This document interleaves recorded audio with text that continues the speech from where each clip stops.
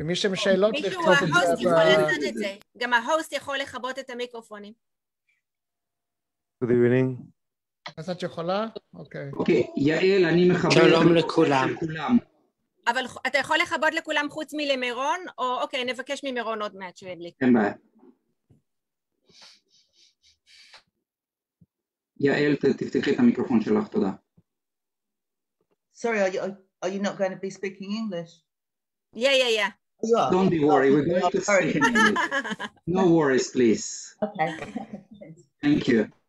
Okay. So If I can kindly ask you to mute yourself, thank you very much.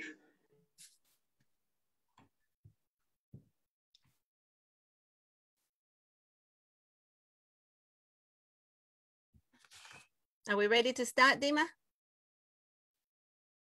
Yes, yeah, we're ready, please. Okay. Well, good evening, everybody, and sorry about the delay. We had some real technical issues, but I think we're okay now. My name is Yael Breuer, and I'm really pleased and excited to welcome you to tonight's talk about Golda Meir. On behalf of the WZO UK, World Zionist Organization UK, and ZF, Zionist Federation UK. Dr. Tubia Book, some of you may have heard Tubia before, is going to talk to me about Golda, and towards the end of the session, we will give you the opportunity to ask questions as well. Also, I'm super excited that we have a special guest tonight, someone that we didn't know was coming until earlier today when I spoke to him on the phone, and I'm kind of tempted to say a mystery guest, but I will actually tell you that Professor Meron Medzini is here today from Jerusalem, and he was actually Golda's spokesman when she was Prime Minister. So we will have the opportunity to hear from Meron himself, you know, first-hand experience of working with Golda. I just want to take just 1 minute to say that we think about the victims of the horrific disaster in Meron in Israel during the celebrations of Lag BaOmer. So our thoughts are with them. On a technical issue, could I ask you all to keep yourselves on mute until perhaps later on? But if you have any questions for Tuvia, please put them in the chat and we will go through as many of them as possible. So just a couple of words about Tuvia himself. And I have to say that I met Tuvia in Brighton, where I live in Brighton, and I met Tuvia just over 30 years ago when he was very young and very excited to be moving to Israel. He came to Brighton with his family, but he was very eager to move to Israel and make Aliyah.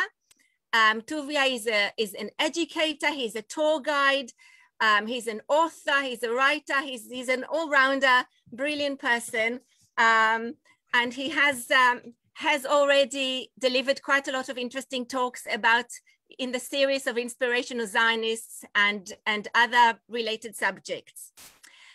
So I'll tell you what I want to gain out of today. If you ask anybody kind of my generation what their first association of Golda is, most people would say it's the shoes, apart from obviously we know that she was Israel's 4th prime minister.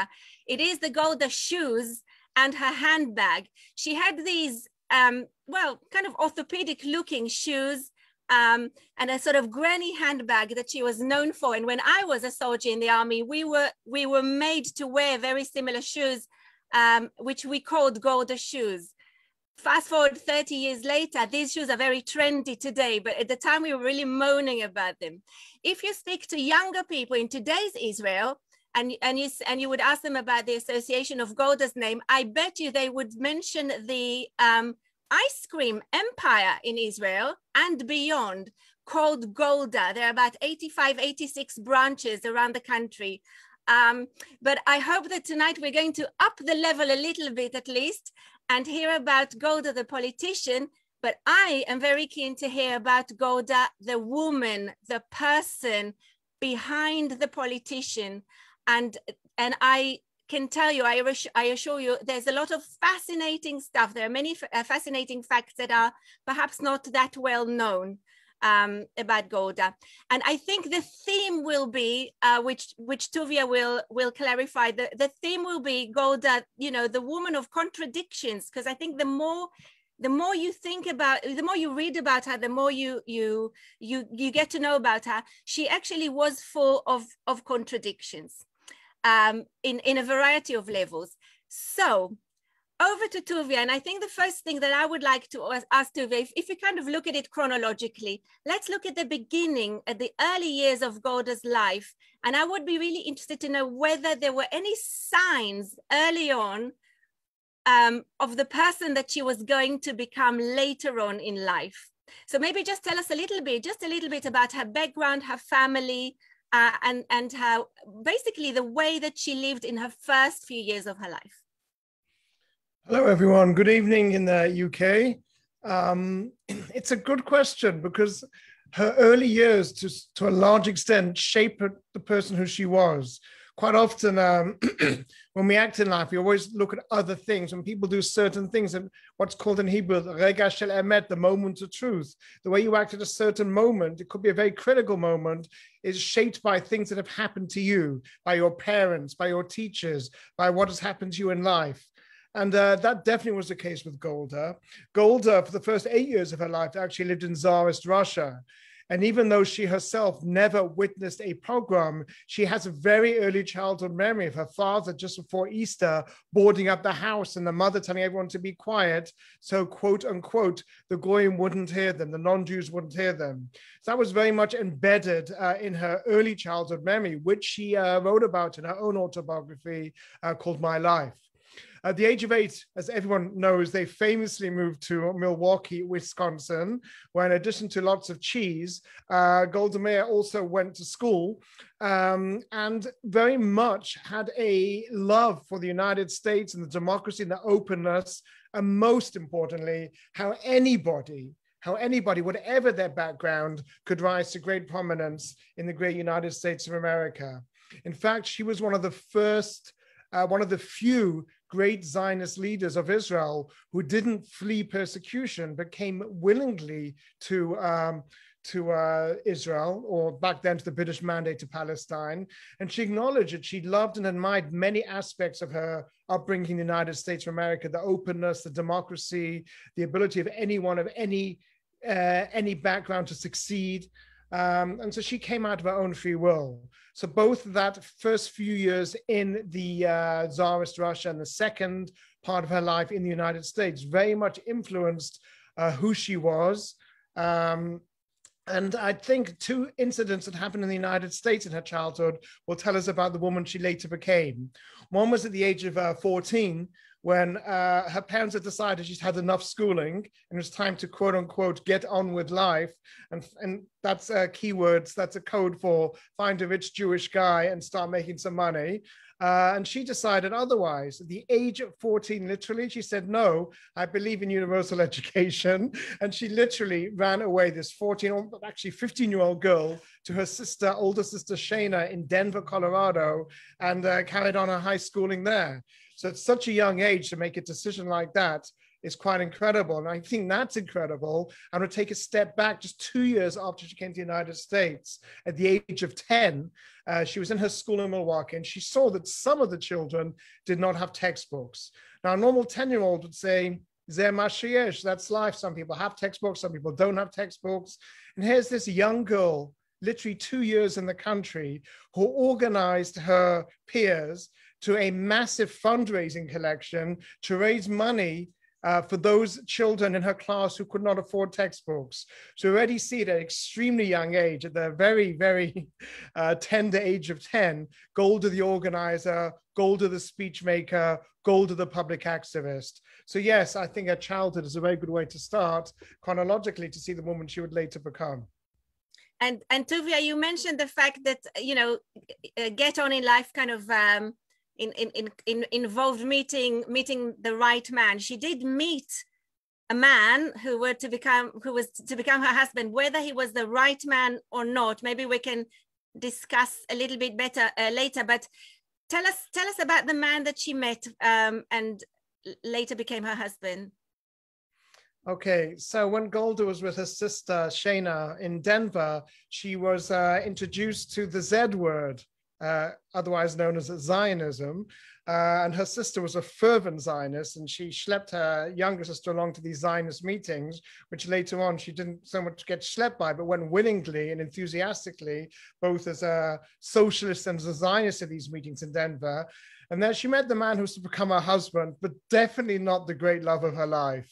Although at a very young age, as a teenager, sometimes we picture Golda, as Yael described us at the beginning, with the Golda shoes and the thick ankles. But I wanted to just show you a picture of Golda as a teenager, and you'll see a very different Golda. Sometimes a picture does paint 1,000 words. So let me just share the screen briefly. Hopefully the wonders of technology will work. And hopefully you can see it. Can you see that picture, Yael? No, there's quite a few pictures that I can see. You need to click on the right one. Well, I did, but of course it's not working. So this is where dimmer comes in. Yes, Tovia, I will open the picture from you. Just a moment. Okay. I'll stop sharing. Okay, so dimmer is about to open up the picture of a young Golda, teenage Golda. Dramatic pause. The Hamashim is small. You can't talk quietly amongst yourselves because you're all muted. No, we can just about the middle picture, Dima Taroetza. Hamashim is small. Golda, Alba, JPEG. Loa and Aliad. Okay, that's okay, but I can just about see a young woman with long hair, flowing hair, unlike the image of Golda that we. Which one would you like me to show? Liad, Tzad Yamin, Chat Liad, Tzad Yamin. Okay, this one on this one. Sorry about this. That one. Golda Alba, JPEG. Just one more. Golda Arba. Okay, Golda Arba. This is this one. Yes. Yes. Yeah, can you see this? No. No. No. Okay, I will do it again. No, so Tovia, let's keep talking, and if we get the picture, on. So but she was very different looking to the granny image that we remember from her later years, obviously. Mm-hmm. Anyway, so she was she had a picture commissioned of her. Here we are in the studio, and this is not the Golda we all know and love and are familiar with from our older images. In fact, this is quite a glamorous Golda, and basically she wanted this picture of her very young and amorous, especially later when we talk about her, should we say, unorthodox and unusual love life. This early picture will show us a very different and more feminine Golda than some of us are actually familiar with in our mind's eye. So she met her husband in one of these meetings, her husband-to-be, and she was attracted by the fact that he seemed very cultural, that he had a knowledge of music and literature, which to her she found quite attractive. He was missing the one element, which she didn't know at the time until she later made Aliyah, that she found overwhelmingly important. Of course, that was the element of strength and of conviction. And he wasn't what we would call a Zionist, and that's a British understatement. He didn't really have an interest in moving to Israel, and if he did go to Israel, he most definitely, if you look at Dimesh, the Tmuna Liad, and he definitely, if he was going to go to Israel, he did not think about going to a kibbutz. He was not a socialist. He wasn't a Zionist, but he was in love with this Golda of the long hair and the strong character and personality. So she said, listen, I will marry you, but on one condition, and that is, of course, you follow me. To paraphrase Ruth, your people will be my people, your God will be my God, and your land will be my land. And so he went with her. Now, when he brought her back home to the parents, Morris, his mother looked at this guy who we say in Yiddish was a bit of a nebbish, actually. And she was not exactly the husband that she pictured for her daughter. But Golda didn't really ask. She more stated, this is the man I'm going to marry. And to give him great credit, Morris, he did go to Israel. He did try for a couple of years on the kibbutz. But as you say in England, it wasn't quite his cup of tea. Most of their life, even though they never officially got divorced, they were separated, and Golda looked elsewhere for her amorous interests. Okay, so we mentioned Zionism. She found Zionism. She met Morris, and one of the conditions was that they would move to Palestine, which they did. And let's talk a little bit about the early years in Palestine. She obviously was a fervent Zionist, and then she emigrated to Israel. I wonder if there was any discrepancy between what she was hoping to find and do there and what actually happened. And obviously she wasn't to know about everything that was going to happen, but they settled in a kibbutz. So that didn't last long, did it? But not because she didn't like the kibbutz. Right, so they settled in the kibbutz Merchavia, and if any of you have seen the famous portrayal by Ingrid Bergman, the late Ingrid Bergman in her last role of Golda, you see the scene there when they arrive on the kibbutz, which is quite accurate, where she was happy as a proverbial pig in mud. I mean, this is what she dreamed about. For her, Zionism was socialism, and socialist Zionism was working the land, just very, very similar to another young bourgeoisie woman, Hannah Senish, who came in 1939, and her had the same idea for those of you who heard the first in the series of Great Zionists. And despite her bourgeoisie background in Budapest and her educated middle-class ways, for her, Zionism was working the land. So just like the Olim, the immigrants of the second Aliyah, Golda Meir basically fulfilled her dream. And on the kibbutz, something very interesting happened because it was a socialist commune. The women and the men said, we don't want gender role models. Later on, we'll discuss whether Golda was a feminist and how she viewed feminism. But the women wanted to work out in the farms. They said, just because we're women, we shouldn't be working in the kitchen. This is socialism where we're all equal. And Golda, one of her famous of many pithy quotes, said, why are you slaving in the fields to bring to give food to the cows? You could just be in comfort in the kitchen, giving food to the chaverim, to the members of the kibbutz. So despite the fact that she later became Israel's first prime minister and the first female prime minister in the Western world, she was quite happy to work in the kitchen on kibbutz and she actually reorganized and made it a far more efficient kitchen. So the first 2 years of her life, she was on this kibbutz and very happy. As happy as she was, that's basically a total, how should we say, opposite of how her husband felt about it. He didn't like being in a community, he didn't like sharing his gramophone with everyone else. He didn't like sharing anything with anyone else. Even the clothes, you basically went to the public shelf and just took whatever clothes you wanted. And he was definitely not a socialist and a very lukewarm Zionist at the best. He was actually a Goldaist. So he just followed his wife, but not really wanting to do the big A. And he was miserable. And to compound that, as we say in Hebrew, he also contracted malaria, which made his life even more miserable. So after 2 years of him being miserable and his misery affecting his wife, she very reluctantly agreed to leave the kibbutz, and they moved first to Tel Aviv and later on to Jerusalem.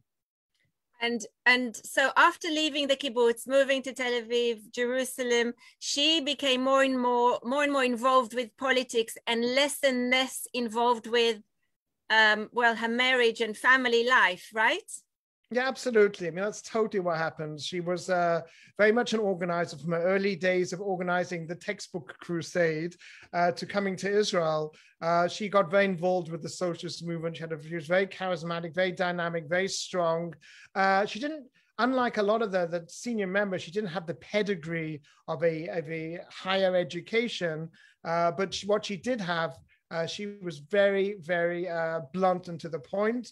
And of course, later on, we'll see the fact that she had a fluency of English was to be very much to her advantage, or should we say American colonial dialect, was very much to her advantage later on.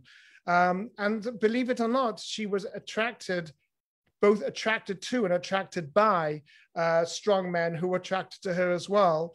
And over the ensuing years, she tried, give her credit, she tried for a year or two to be a traditional housewife. It was absolutely miserable. They thought having a child would save their marriage. Their first son, Menachem, was born, and she probably took him to the kibbutz by herself without the husband. for a year or two. She was very modern, as you mentioned in her outlook.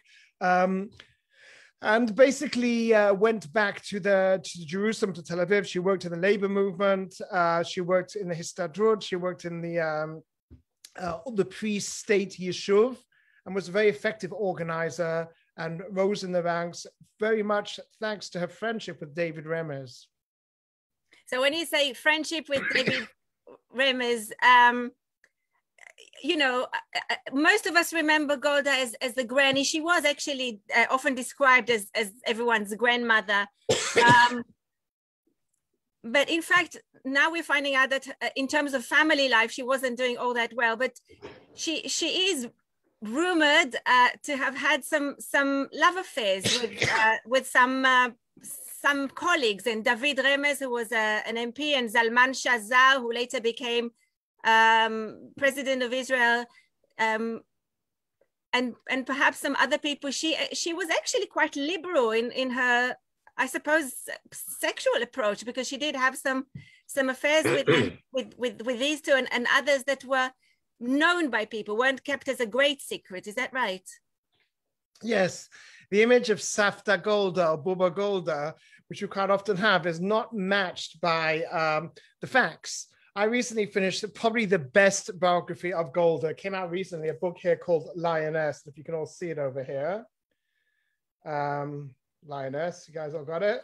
So it was written by Francine Klagsbrun, and it came out a few years ago, quite recently. She's not a historian, but she was a journalist who did a tremendous amount of research.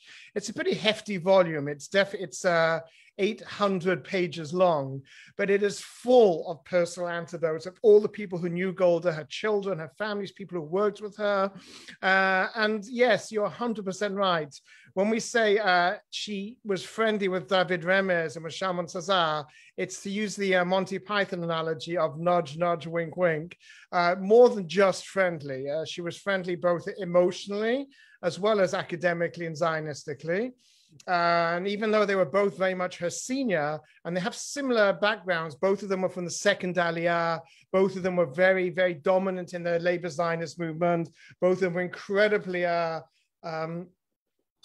well connected, and both of them also saw that Golda herself definitely had a huge amount of potential, both as an organizer and inspirational figurehead.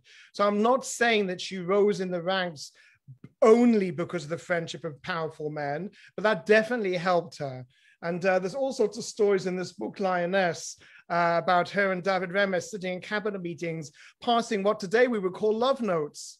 Now, what's even more unusual for us, living as we do, thinking that back then people were more Victorian in their ways, apparently both the spouses of both Shalman Sazar, who was later to become Israel's third president, and David Remez were aware of the amorous relationship between their husbands and Golda Meir, and the marriage still carried on. Even David Remez's son says that his mother was aware of what was happening, and yet the marriage carried on. Now, those are only two factual ones we know, but there's many other relationships that probably happened as well.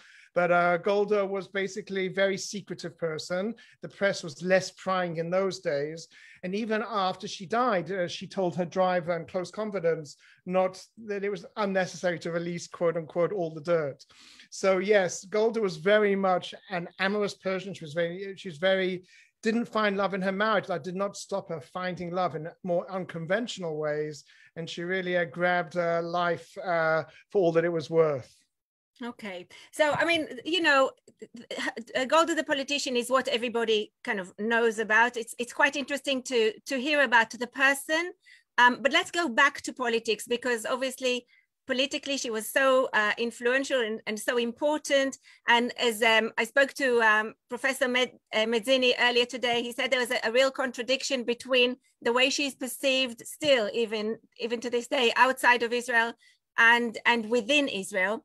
So just before we go back to you, Tovia, talking about perhaps her achievements and her visits to the United States and to the then USSR, Professor Mezzini, if you don't mind telling us a little bit about you were the spokesperson for Golda.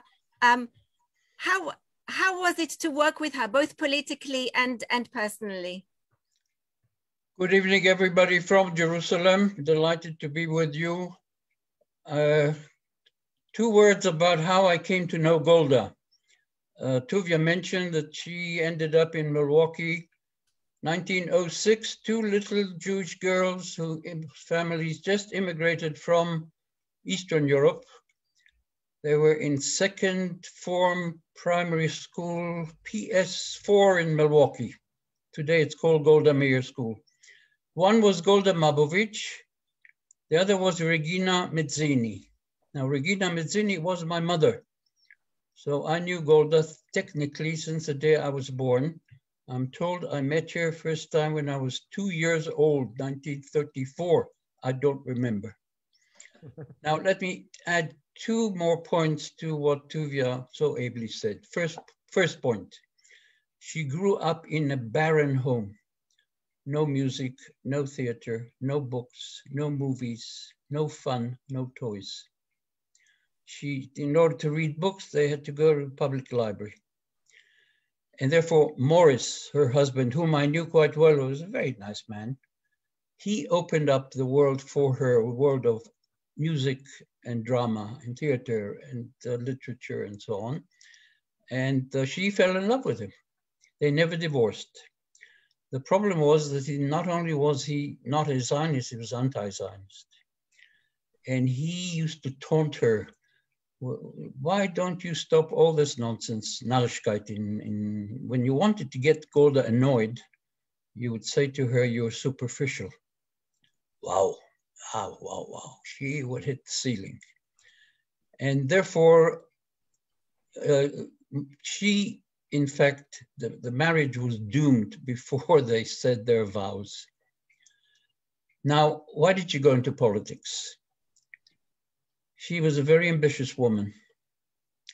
The family was run initially by her grandmother, for whom she's named, and then by her mother. Her father was a nebuch, he was a loser. She came to a very simple conclusion. What can a young Jewish girl growing up in America during the First World War, what future can she look for? The answer was, at best, a typist, a stenograph, a clerk, a sales girl at some department store, teacher, maybe. Oh, hang on. Can I ask you all to mute your? No, I'm not. The piano is not mine. No, I know. I didn't think it was. Thank you. What sort of future could she have? The answer for her was, in America, zero. And therefore, I'm going to go there. I will build a new society. I'll build a new country. I will build myself. And she grew with the institutions that eventually would create the state of Israel. Now, love affairs. Everybody had love affairs, from Ben Gurion to Weizmann to Bel Katzenelson to Shazar to Remez to Golda. You name it, they had love affairs. I knew about this because my brother told me. When I was a little boy, I asked her, well, how did they manage? Well, they said there was a Zionist Congress in Europe every 2 years, 1 week by boat to Europe, 1 week back from Europe. After this, you have to go and rest. Plenty of opportunities. Remez not only was the man who got her into politics, he was her mentor. An extremely educated man. Wonderful speaker and a very decent fellow. He found the job for her. She was interested in public life from early age. I still have somewhere at home, I should have, a postcard she sent my mother from a conference, American Jewish Congress, I think, 1918. Said, "Dear Regina, this is the life for me." And in fact, that was the life for her. In other words, politics came first, family second, husband perhaps third. Zionism, Israel, party, ideology, that came first. I met Golda, I worked for Golda. I was head of a department in the office of the Prime Minister, and then I was spokesman during the days of the years of the Yom Kippur War, which was basically her downfall. And if we have time, I'll get back to those to those days. a bit later on. Okay? Thank you so much. That was fantastic to hear from you. Thank you so much. Tovia, can I just also say that Professor Madzini also wrote a book about Golda called Golda Meir, A Political Biography. So not as long, 743 pages. Oh, okay, so just a brief one. Tovia, back to her kind of, I suppose, formative years, maybe, or not so much, but when she actually started being very involved with politics, her talents, I suppose, were discovered, particularly in her visit to, well, both to the USSR and to America in different ways. Do you want to talk about those two visits, perhaps? Yeah, absolutely. And so where she really, really jumped up. I mean, we can use many examples, but yeah, very smartly. Hang on, you're on mute, Tovia. Okay, can you hear? Yeah. Yeah. Jolly good show. Okay, so yeah, Elle very smartly focused on two of her most famous incidents in her early life. Before she became prime minister, she held a few other jobs. One was when the state was first created, she was an extremely successful minister of labor. And in fact, many of the most incredible policies of Israel today, such as social security and welfare, were all policies that Golda Meir actually initialized. And many Israelis today who don't realize how lucky they are and have no clue that it was actually Golda who they owe credit to. Israel is such a successful state from a social point of view, social welfare point of view. She was also very able and successful foreign minister later on, also for 10 years until she retired in 1966. So just going back to her first two, before she became the Minister of Labor, in January 1948, Israel hadn't quite been officially declared independence from the British, but the first stage of the War of Independence was very much going on. In fact, after the United Nations partition plan on the 29th of November, Resolution 181, that basically marked the start of the War of Independence. There was two stages. One was before May 1948, before Iyad Tashach, and the second stage was after Israel became a state. So during the first stage, literally the day after the declaration of the partition plan, Jewish civilians were already attacked on buses by Arab terrorists. And David Ben-Gurion and the rest of the pre-state government, the yeshuvas they were known as, realized that they needed to prepare themselves for the war that was just going to erupt in full force after Israel state was declared. And basically he asked people for a list of what supplies they needed, and they came back with supplies which were quite a modest list. We need some guns, we need machine guns.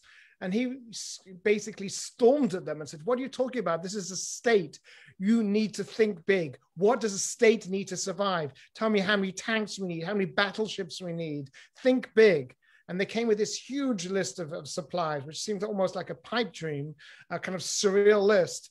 And Ben-Gurion, because he was the head of the yeshiva, said, I'm going to go to America and try and raise the money. Now, people had tried before, and Golda was in the meeting and said, quite simply, you are needed here. I can go to America. I understand the Americans. I will get the money that we need. And there's a few different versions of that story, but to cut a long story short, she did end up going. And they thought that maybe she could come back with a few $1 million. She, ladies and gentlemen, came back with $30 million in singles and in fives, squashed into suitcases, pledges, and it was incredible. In fact, after the war, David Ben-Gurion said the state of Israel owes 1/3 of its entire budget to the War of Independence to Golda Meir's mission to the United States. So that was one incredible fact. I just wanted to show you a few sound bites from that famous speech that she gave, like many of her best speeches, without notes. And the second thing you asked me about was the incident when she became Israel's first ambassador to the Soviet Union, which is also a very emotional, very short meeting. So I'm going to go back to the speech of January 1948, and hopefully I'll be able to show you guys a PowerPoint if everything works. Just some of her sound bites. You understand how she could Golda let's raise money for textbooks had advanced at this stage that you could raise $30 million in a very short space of time from the American Jews. Let's see if we can do a share screen here. טוביה, אתה רוצה שאני אפעיל את הסרטון? לא, לא את הסרטון בינתיים, אני בזה, אני חושב שאתם רואים את זה אפילו. Play from... רגע, אני אעשה את זה בינתיים, play from current slide. The speech, אתם רואים את זה? The speech, Johnny 1948? Yeah. Okay. So there's two illustrations of things that there are two drawings that I drew actually of what's called the Choma and Migdal, a town stockade, and of the British soldiers dragging one of the refugees from the Exodus ship to another prison ship. And when she started her speech, she started very, very quietly. She talked about some of the problems we've had in the past, that we basically want to build more kibbutzim and bring in more Jews. And she started very quietly. Then she said, if we had a choice, we'd have chosen peace and to build in peace, implying there was no choice. Then she says in introduction, we have no alternative in Palestine, because then don't forget, everybody was Palestinian, the Jews and the Arabs who lived there. The Mufti and his men have declared war on us. We must fight for Jewish honor and Jewish independence. Now, very importantly, she kept using the same two words through her speech. She used the word friends. She calls everyone chaverim and friends. There's no them and us, and the word we as well. And she very much used her American credentials and hammed it up a bit, but she's saying we, the Jewish people, Kol Yisrael Aravim Zeh B'Zeh, that all Jews were responsible one for another. Then, before I get onto the actual speech itself, actually, we'll do this afterwards, Dima. When I finish the key points, I actually have a clip of her speaking. So rather than myself, very much second person, or even the professor who's also speaking first person who'd heard her, we're actually going to hear her in her own words. But let me just go back onto the speech. She said, all we ask for Jews world over, mainly of the Jews in the United States, is to give us the possibility of going on with the struggle. We must have in cash, it was very unsubtle, between $25 and $30 million. Now imagine this old lady just coming up with a statement like that, but she wanted to know exactly what was needed. She also then very much emotionally referred to the Lamed Hay, the 35 young boys who'd lost their lives trying to relieve Gush Etzion, who'd literally, the last one had died with a stone in his hands, having run out of ammunition. And she said, if we have the arms to fight with, we will fight them. And if not, we will fight with stones in our hands. So it was very dramatic imagery. She didn't shout, she didn't scream, she didn't yell, but she used very dramatic imagery. And she also uses having come straight, don't forget, this is 3 years after the greatest tragedy the Jewish people have ever known. In this very same speech, she said, I've come on this special mission to the United States today, not to save 700,000 Jews, the Jews of the Yeshuv. During the last 3 years, the Jewish people lost 6 million Jews. The issue is if these 700,000 Jews in Palestine can remain alive, then the Jewish people as such is alive and Jewish independence is assured. This was her Zionist viewpoint, that the future of the Jewish people will play out in the land of Israel, not in the United States or any other country in the diaspora, but what happens in the land of Israel will dictate the future of the Jewish people. And here's some of the other soundbites. My friends, we are at war. I mean, she wasn't very subtle. She just hit them in the face with it. Spirit alone cannot face rifles and machine guns. My question is whether the Yeshuv will fail because the money that we should have reached Palestine today will reach in a month or 2 months from now.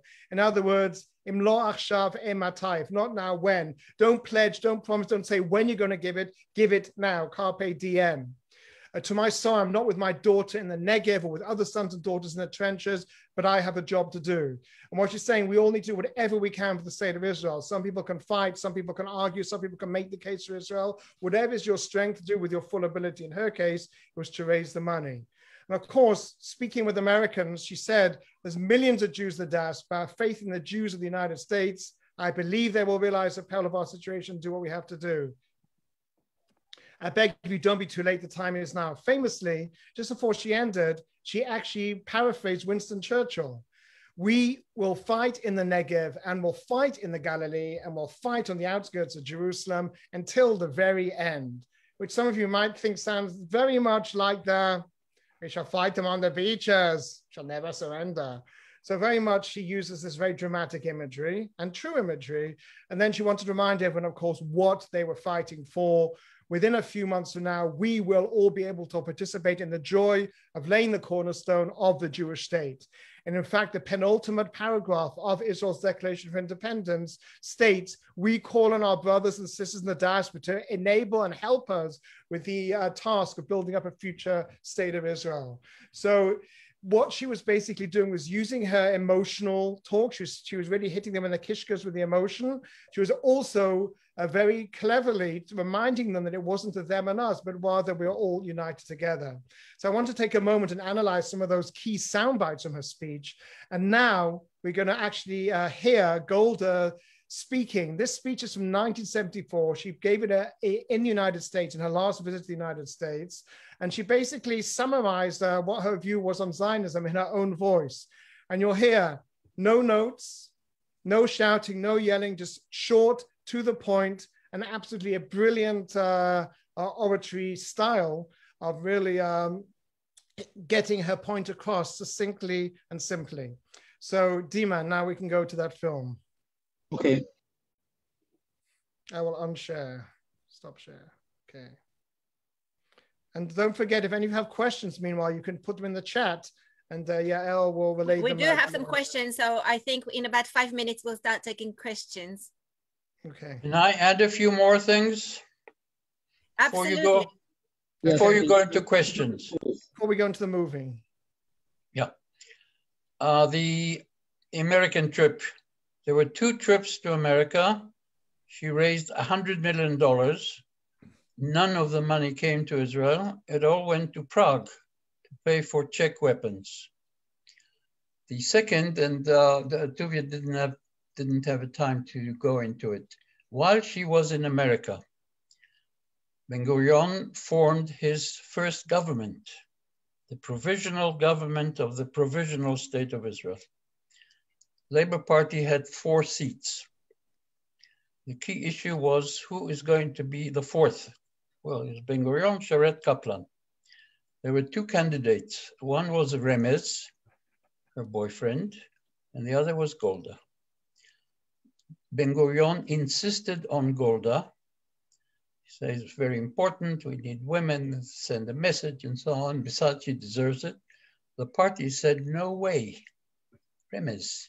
And therefore she was not included in the provisional government.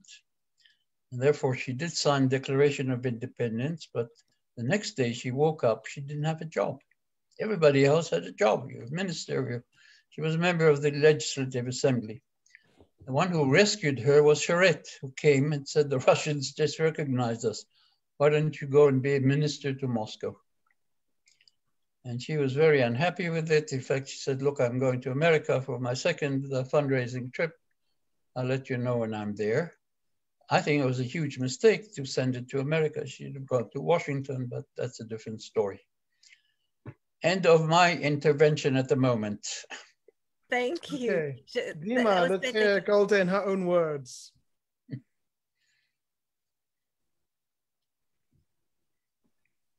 30 שניות תתחיל. לא שומעים.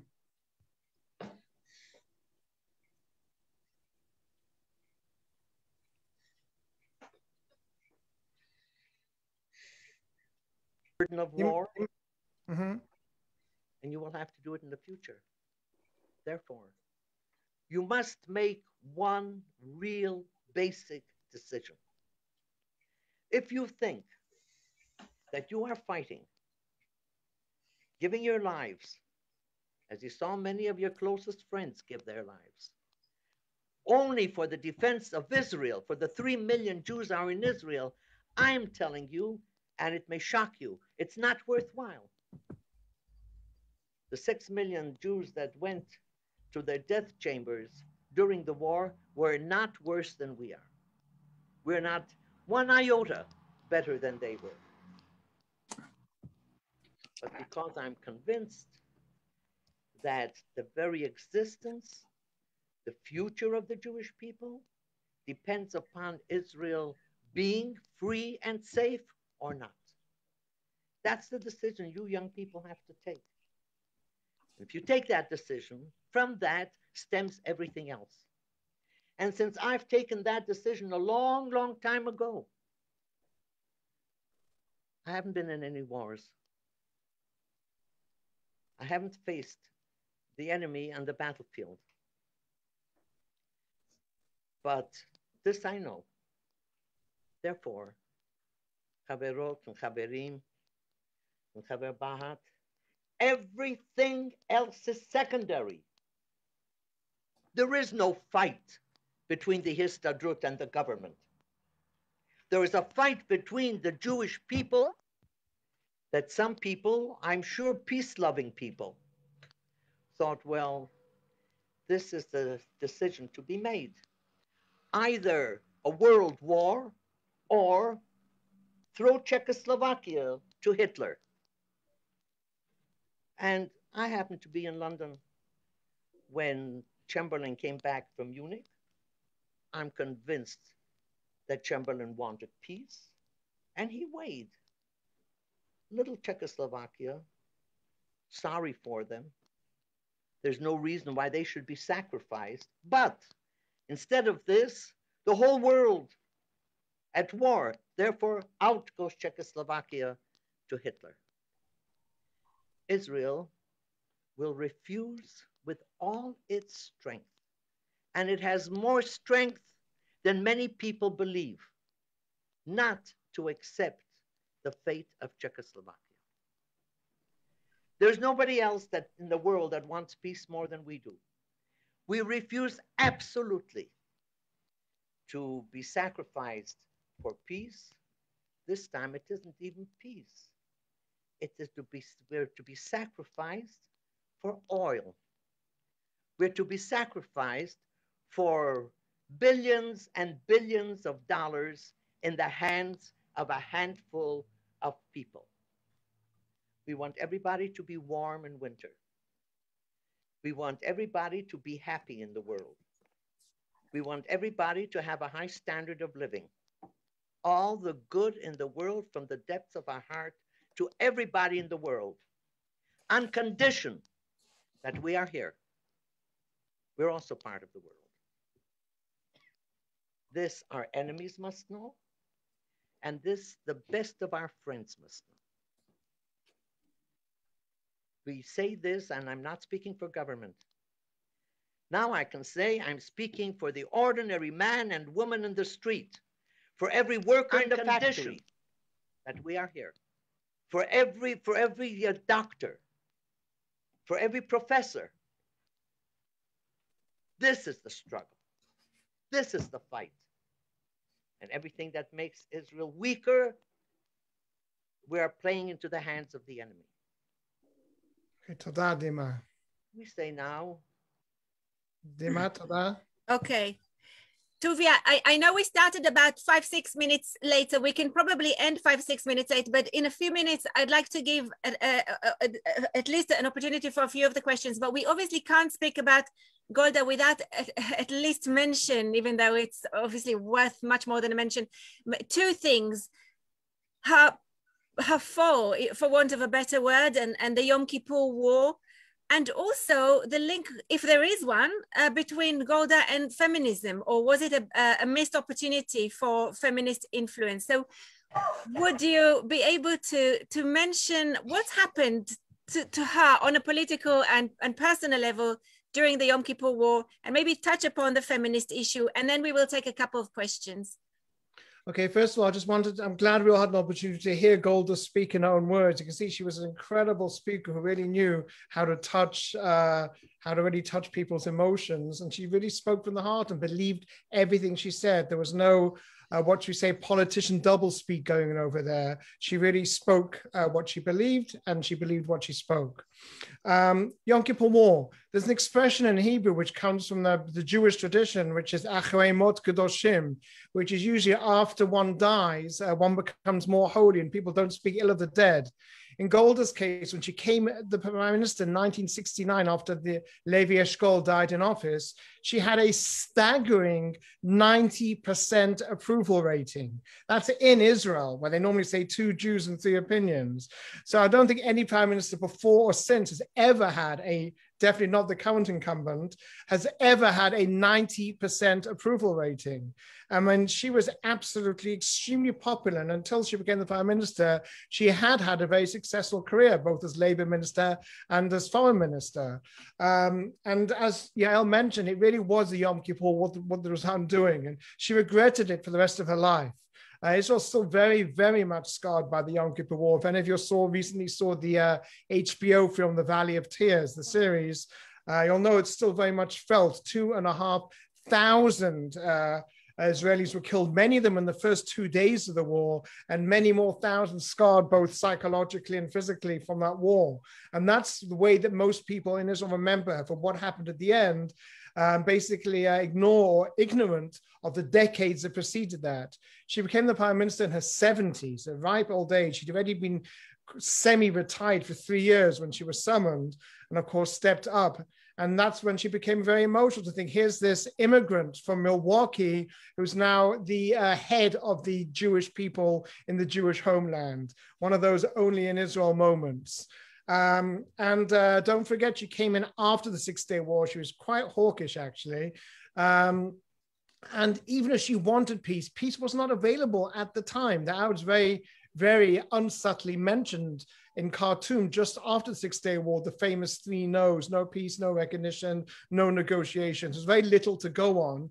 And yes, Sadat did make some outreaches before the Yom Kippur War, but they were just untenable, such as return every single millimeter of land you took in the 6-Day War, and then we'll sit down and start negotiations. No Israeli prime minister would have done that, and that's why it never happened until the war itself started. Her problem was, when the war started, and again, this is a very brief account, is she didn't listen to her instinct. Her instinct told her, especially the day the war was about to start, they had, Israel, of course, we all know, had a tremendous amount of hubris, because listen, we just won them in the 6-Day War. They wouldn't dare start. The generals ignored most of the very clear signs that were there. Some minor intelligence operatives, such as the famous Lieutenant Yom Tov, did see the signs on the ground. The Soviets did evacuate all non-essential personnel. The Syrians and Egyptians did mount massive amount of troops. The rhetoric coming out of Egypt, all these things were very clear to anyone who wasn't blinded by hubris, or what they call in Hebrew, the conception that they wouldn't dare. And she listened to these generals. Who she should have listened to was herself and her own guts, and also her chief of staff at the time, David Ben Elazar. And basically, the day of Yom Kippur, just before Yom Kippur, the intelligence said there is going to be a war. She wanted to call up all the reserves. Moshe Dayan and many of the generals said, don't.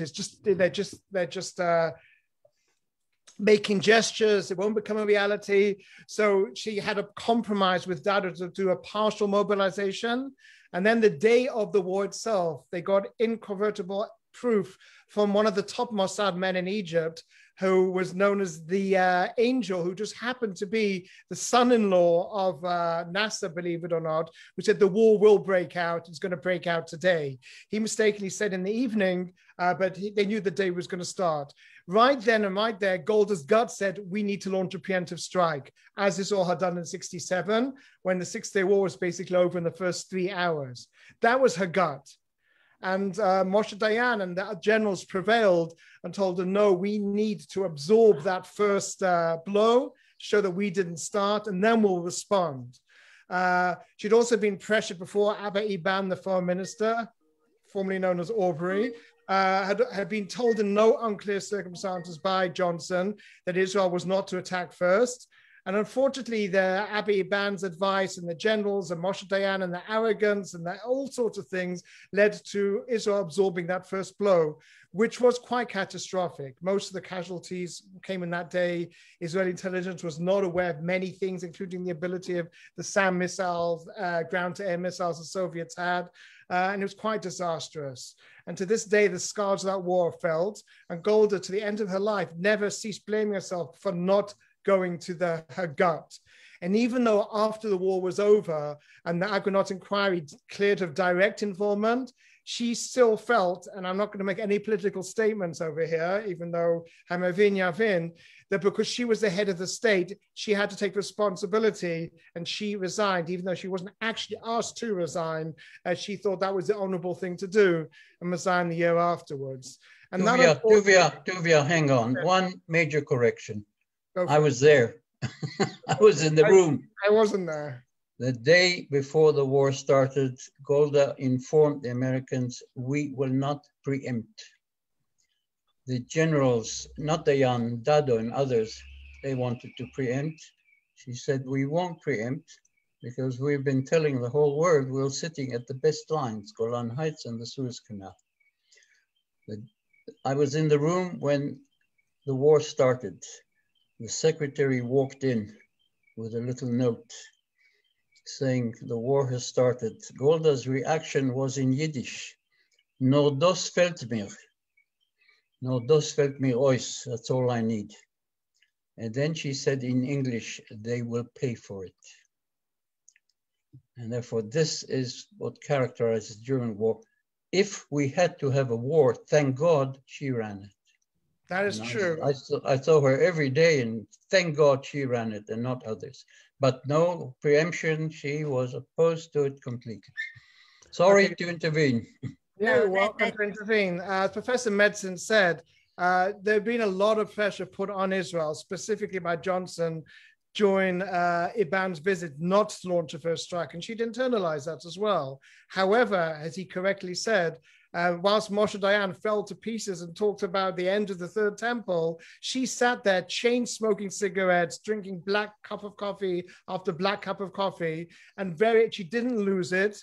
And very, very successfully and skillfully ran that war. She definitely didn't fall to pieces, showed tremendous ability in making on-the-spot decisions during the war itself, such as even decisions which she had no prior skill set with, such as whether to move troops to the south or to carry on in the Golan and take more territory into Syria for post-war negotiations. She said, keep on moving into Syria and don't take them down to Egypt because that will take a few days to take them down. And in case there's a ceasefire, we need them to keep on moving into the north.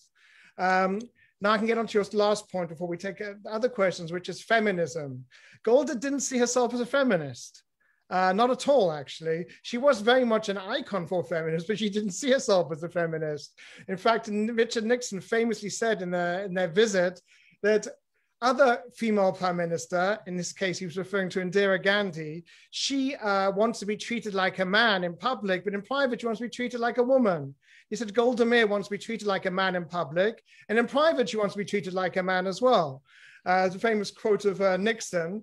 And to such an extent, he gave the example when she came to ask for weapons in the early 70s during her state visit to America, where she was lauded and met by thousands of admiring crowds wherever she went, from Philadelphia to Milwaukee to New York, when she was with Nixon alone. And no one really knows what they said because they deliberately met in the Rose Garden so people couldn't eavesdrop and overhear. According to Nixon, as soon as everyone was out of their way, she lit a cigarette, crossed her legs and said, okay, give me those planes I need.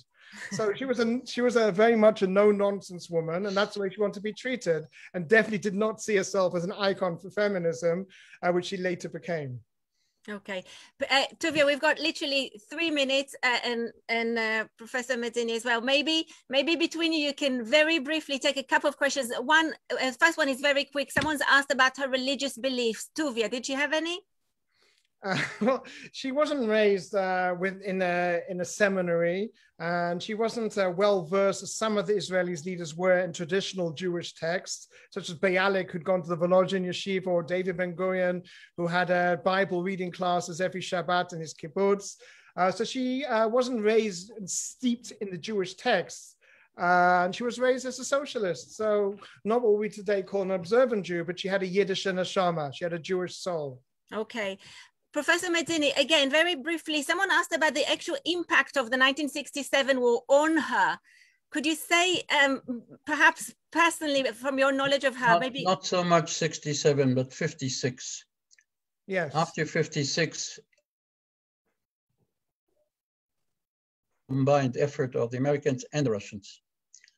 And back to the armistice lines. In other words, the entire effort was turned out to be a bit useless, although in the long term it was worth it. She was afraid that this is what's going to be done to Israel after the Six-Day War. And this in many ways shaped her policy. Regarding feminism, couldn't care less. I remember once she said, I'm not for burning braziers. And she didn't have women ministers in her government. She barely appointed women ambassadors, and not interested at all in this particular item. Do we have 1 minute for a personal story? Yes, Yes. we have time, Professor Metzin, please. Thank you. Golda was very famous for either loving someone or hating someone. For example, she disliked Iban, who was very popular in England because he grew up there. But she didn't like him for a variety of reasons. After she resigned, one day somebody came and said, Golda, did you hear Iban wants to be prime minister? So she said, of which country? In other words, she could be mean and nasty. The story I always will carry with me. 1965, the first German ambassador presented credentials. She used to tell us for years, I hope that if and when this happens, she hated the Germans. If ever this happens, I'll either be dead or sick or out of Israel. Oh, she was alive and well and in Israel. The ceremony was in Jerusalem, outside the president's residence. I stood with the media. Next to the police band, that was playing the national anthems.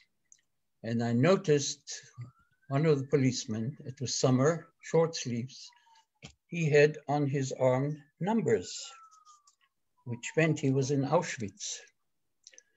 And they started playing the German anthem. He played and he cried. And he played and he cried. Tears came down. Wow.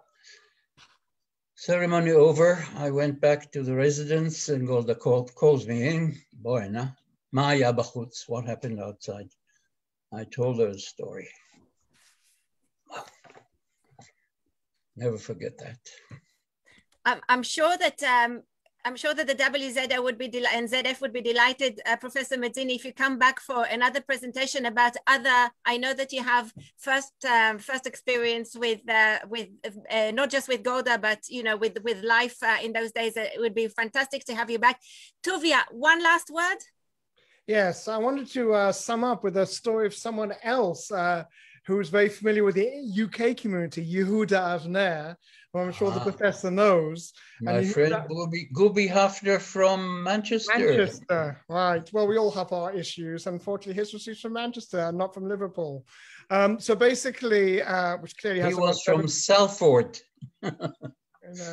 Well, we won't discuss who has the greatest football team because we all know that you'll never walk alone. And he wrote a very good book on the prime ministers. He did, and that's what I'm going to refer to conclude.